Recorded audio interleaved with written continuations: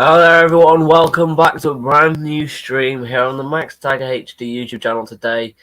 We're back with the F1 chat as we are going to be going through the Azerbaijan Grand Prix and the Canadian Grand Prix as well. Canadian Grand Prix practice will be starting tonight, of course, and then it'll be qualifying tomorrow as usual with the race on Sunday.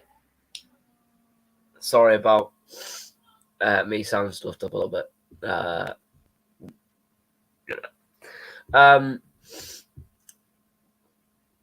yeah, so we are here for another episode of the F1 chat. And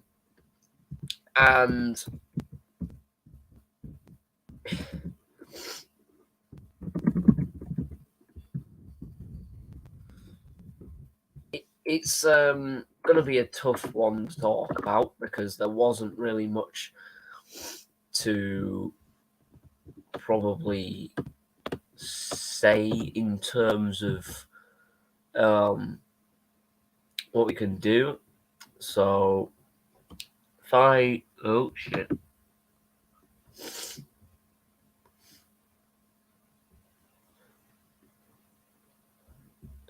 just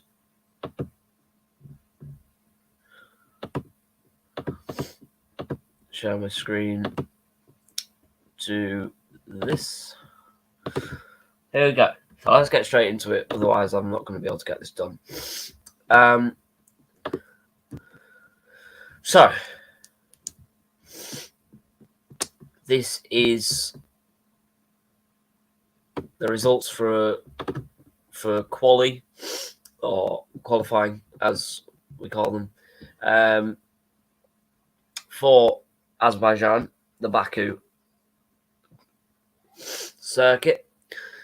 So Charles Leclerc did start on pole position with the second Red Bull of Sergio Perez coming into second place, beating his teammate Max Verstappen by just a little bit. Indeed, beating him by 65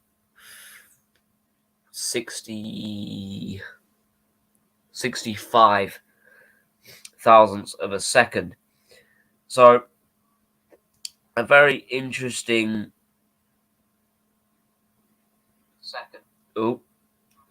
very interesting way of saying things here. Well, yeah, it should be normal to see that, really. I don't really see if it's any more beneficial, really. Carlos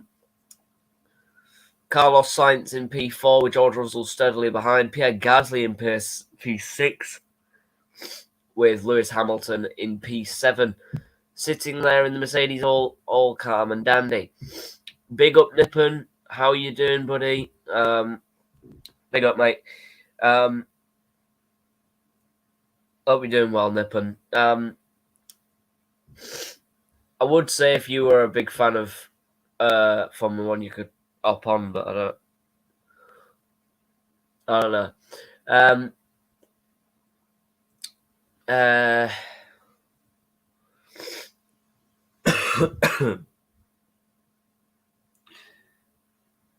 Sorry, just me, just being an asshole again.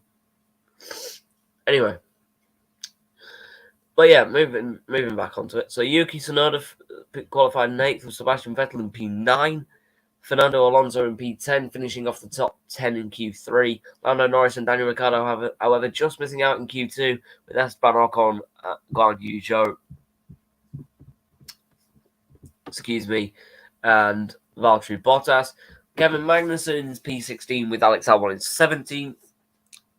Nicholas Latifi outqualifies Lance Stroll and Mick Schumacher.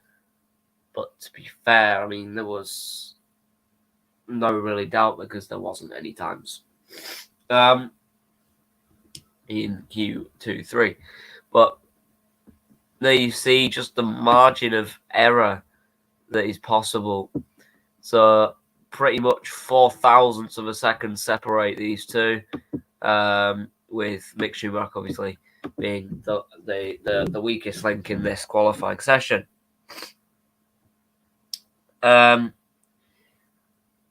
So a massive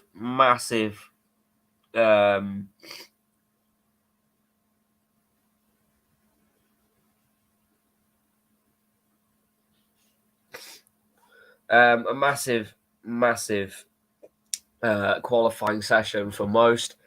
Hamilton once again sitting in P7. I think Hamilton sitting in P7, it's not... I mean, the lap times slowly get better. That's all I'm saying. But if we compare the two Mercedes, so we got 7.754 compared to Hamilton's 0.939. Russell's 2.281 compared with Lewis Hamilton's 182, so he was quicker in that sense.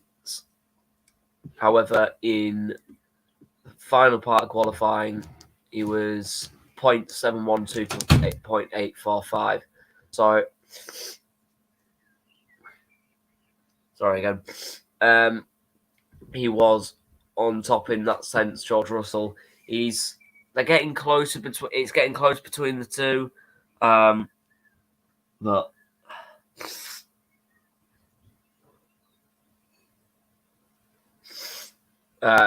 yeah, it's they're battling, and it's always good to see that.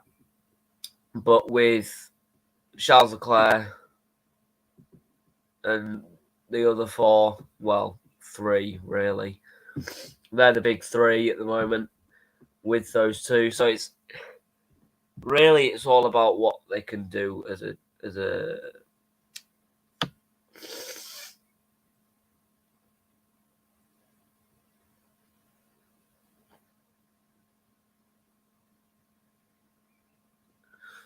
but yeah, so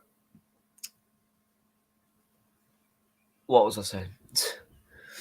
But yeah, they're battling. It's getting a closer battle. It's just not really going to work with Max Verstappen and everyone there. So I mean, it is what it is, really. So the race did finish as it stands there.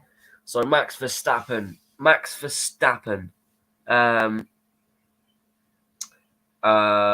wins the Azerbaijan Grand Prix as expected.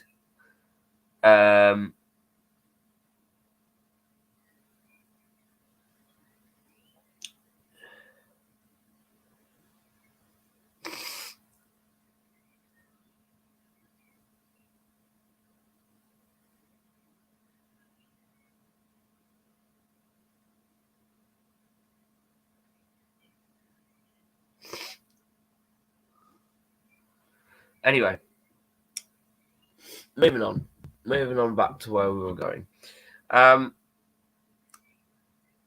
So yeah, Max Verstappen wins the Azerbaijan Grand Prix with Sergio Perez coming in P2. P3, we see George Russell, the second Mercedes, well, first Mercedes at the moment, but the second Mercedes, just ahead of his teammate Lewis Hamilton.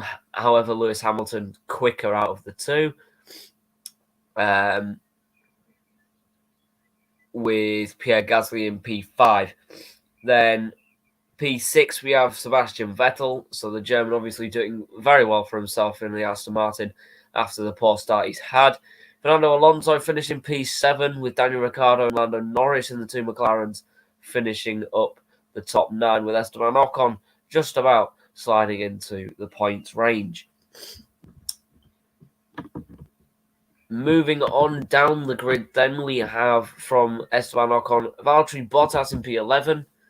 Alex Albon finishes behind that in P12, and then Yuki Tsunoda close behind that.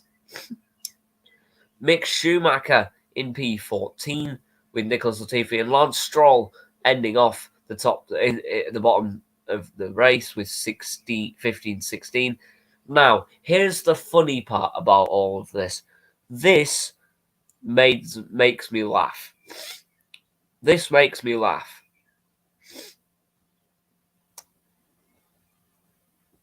Every single car that retired and didn't finish, apart from Lance Stroll, were Ferrari powered. That's all I'm going to say. Because apart from Lance Stroll in the Aston Martin, every other car that didn't finish the race was a Ferrari powered car. Ferrari powered engine inside that car, which made it a little bit easier for others. And it makes it all the better for me to laugh at because of, yeah, I mean, like,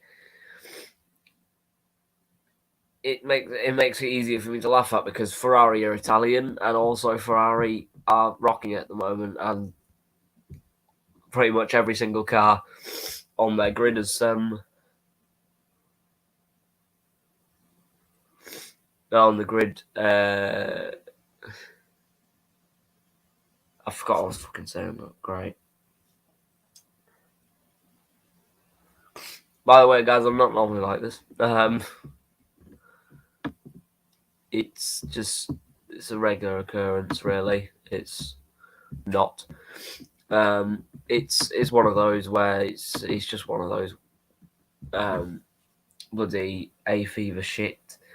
Big up JDR in the chat. Team orders were getting in the way of McLaren. They could have finished out. They could have, but yeah, team orders were getting in the way. Also, the pace of McLaren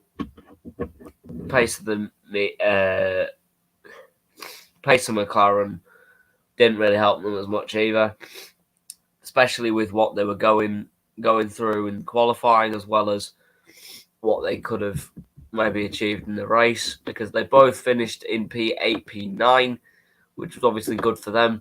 But I mean, we've got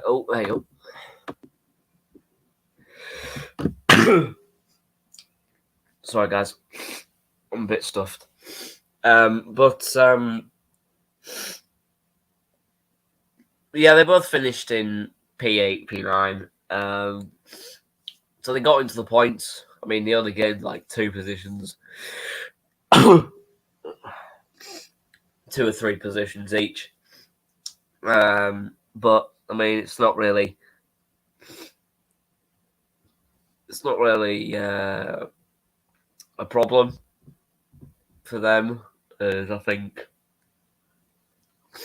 that they know that they need to scoop it up a little bit. But yeah, I mean, it is what it is. The results there, and it's confirmed. There's no going back from it. So McLaren just need to learn from their mistakes, really. I don't either personally, but I mean, you know, he's a good driver, so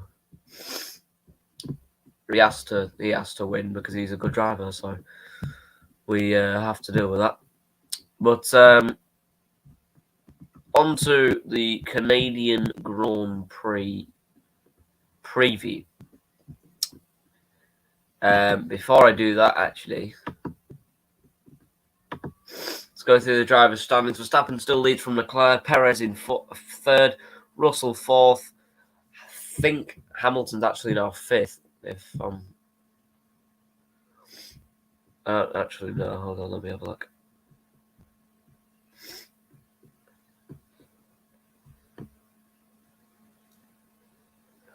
No, he's still 6th, but he's catching up. But yeah, so Max Verstappen leads from Sergio Perez, actually. Let me change this.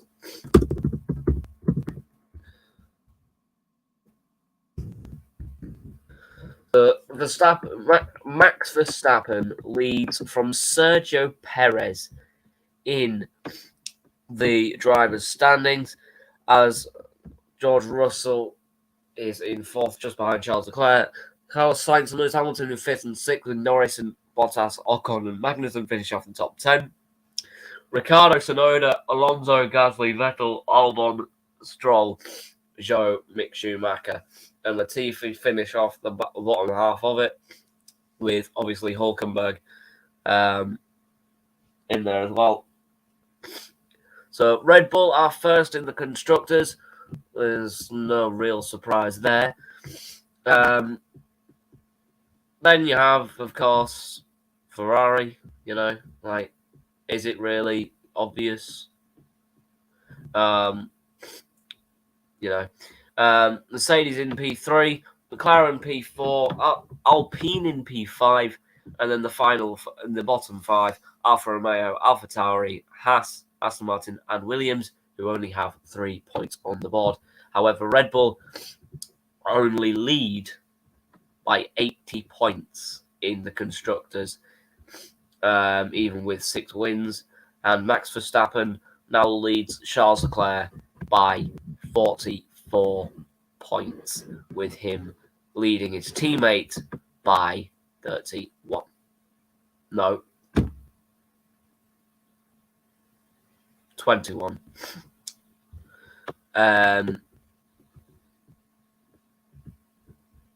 But yeah, on to the Canadian Grand Prix preview. So Canada 2022 is going to be I would say a good one, hopefully, but you can't really judge things. So 17th and 19th of June, next weekend. So there is the race time. So it's, actually, let's go track time first. So 2 o'clock to 3 o'clock on the 17th of June, which is days practice 1. Practice 2 is 5 o'clock till 6 o'clock. This is track time, by the way. 1 o'clock till 2 o'clock on the 18th of June. 18th of June, qualifying 4 o'clock till 5. And then the race on the 19th of June, 2 till 6, until 4. I've done it again. 2 till 4. However, my time, it's 17th of June, practice 1, 7 till 8, so it's starting now. Practice 2 is 10 till 11, 17th of June. 18th of June is practice 3, 6 till 7, which is interesting. Qualifying is on the 18th of June as well, 9 o'clock till 10 o'clock, and 9 o'clock till 7 o'clock till 9 o'clock on 19th is the race.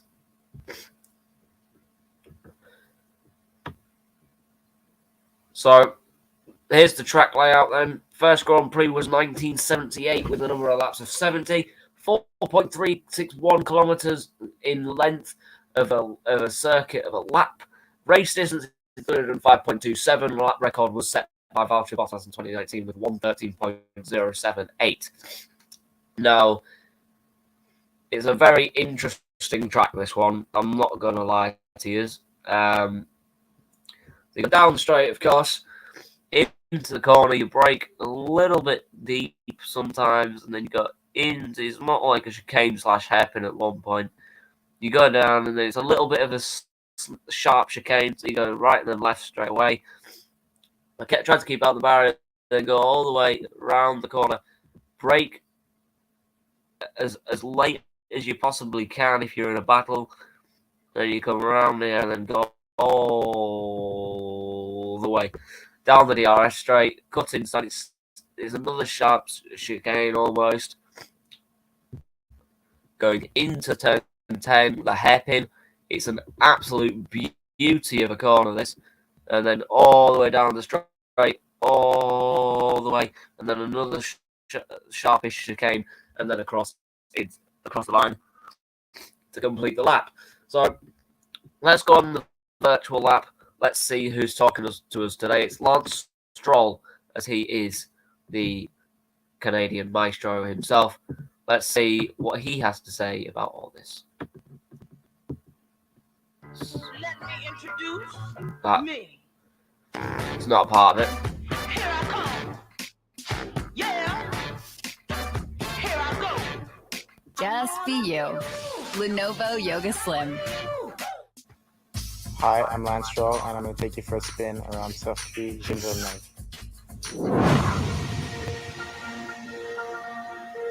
So we're opening the lap here in Montreal, going down the main straight, very bumpy under braking to corner one. You kind of barrel into turn one, get the car stopped, hooked up for turn two. Got to focus on a good exit out of turn two. Into turn 3 and 4, you're riding the curbs. It's quite bumpy through that section, but you got to be committed. Hard braking, over the curb. Got to get a good exit out of turn 7, and heading to the next chicane. Up the box, hard braking, ride the curbs, and back on the pedal. Here's a pretty special corner we're approaching, the hairpin. You got to be hard on the brakes there. It's very easy to lock up the front right, and it's important to get a good exit for the long back straight. DRS open, approaching speeds of 350 kilometers an hour. Spotting the braking zone for the famous Wall of Champion chicane. Ride the curbs and over the start finish line. That is a lap here on Montreal.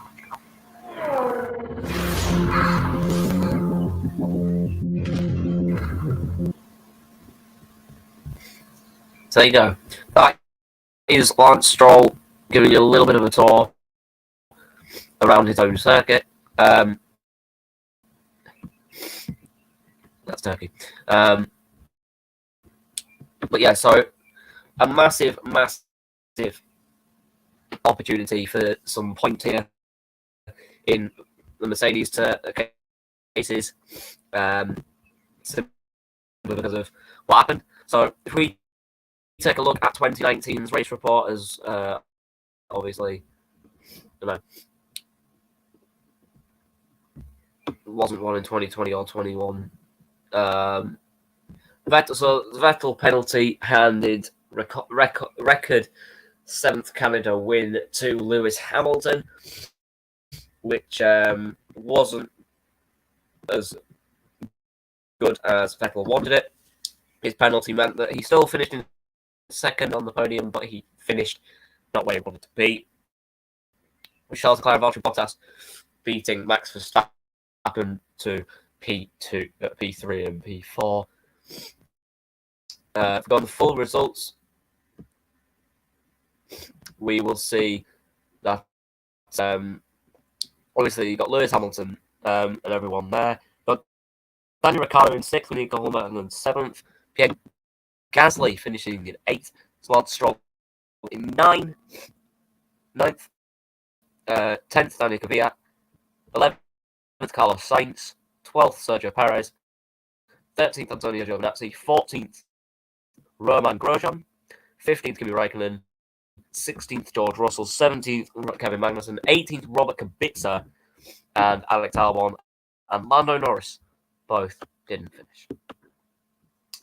So a very, very good race in 2019. Very lucky one, if I'm honest, for Lewis Hamilton. But either way, it is what it is. But we have to move on. And to be fair, it should be a good one, really. I don't see why it shouldn't be, because, if I'm honest, this race has hardly ever failed to this point, in my opinion. So we shall see. We shall see. Qualifying race predictions. I'm going to go Max Verstappen, Charles Leclerc, Sergio Perez,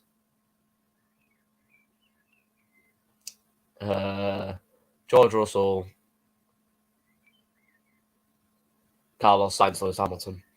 I think Hamilton will get 6th, but Russell will get ahead of Sainz somehow. But yeah, that has actually been the end of the. That is actually the end of the stream now, which is kind of good because I have to go for my tea. But yeah, so that is the end of the F1 Chat episode 8. Episode 8, and it is unfortunately the end, but I do hope that you have enjoyed the stream. Just want to mention really quickly, I might be getting my Hull City membership next weekend. But yeah, I might be able to get my Hull City membership next weekend, depending on what happens. And then, yeah, we can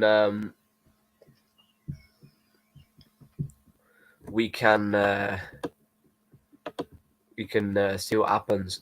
But we'll see if we can get anywhere with that. So it is the end, but I'm really so there will be, when I get my membership, there will be more Hull City content coming out. So please make sure you do like and subscribe to the channel while turning bell notifications on, so you never miss that upload or stream for next season. But until then, until probably Tuesday night, I'll see you all next time. Take care of yourselves, everyone. But most of all, this has got to be it, hasn't it? Mercedes' best chance of getting points, I think. But yeah, take care of yourselves. Like, comment, subscribe, turn notifications on. I'll see you all next time. Bye-bye. Fuck's sake. I'll see you all next time. Bye-bye.